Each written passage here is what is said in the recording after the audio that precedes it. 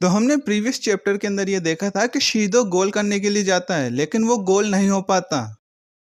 हम blue lock के chapter number 356 के अंदर ये देखते हैं कि वो बॉल टेडी के पास आ जाता है और टेडी सिर्फ एक ही बात कह रहा था कि वो 1 को इन्फिनिटी तक लेके जाएगा और इसागी ये कहता है कि तुम कब से एक ही बात को रटते जा रहे हो। तभी हम फॉक्स को देखते हैं जो इस सिचुएशन को देखकर काफी ज्यादा खुश हो जाता है। तभी हम इसागी को देखते हैं जो टेडी को ये कहता है कि तुम लोग बिना ईगो के हम लोगों को नहीं हरा सकते, लेकिन तभी टेडी ये कहता है कि हम हरा सकते हैं। और तभी हम इंग्लैंड के डगआउट से देखते हैं जहाँ पर फोक्स अपने सभी प्लेयर्स को एक इशारा करता है जिसे देखकर इंग्लैंड के सभी प्लेयर्स आगे की तरफ चार्ज करते हैं और हम ये देखते हैं कि इंग्लैंड के सभी प्लेयर्स 1 टच पास से आगे की तरफ बढ़ रहे हैं। और हम ये भी देखते हैं कि यूकिमिया भी उस प्लेयर को रोकने के लिए गया था लेकिन वो भी उसे नहीं रोक पाता। और आगे हम ये देखते हैं कि वो शॉट अगी के पास आता है जो अपने प्लेयर एचंग पोंग को दे देता है और जैसे ही वो गोल की तरफ शूट करता है उसे ओलिवर रोक लेता है, लेकिन वो बॉल बम्प होकर इंग्लैंड के प्लेयर के पास ही चली जाती है जिसे हियोरी रोकने की भी कोशिश कर रहा था पर वो उसे रोक नहीं पाता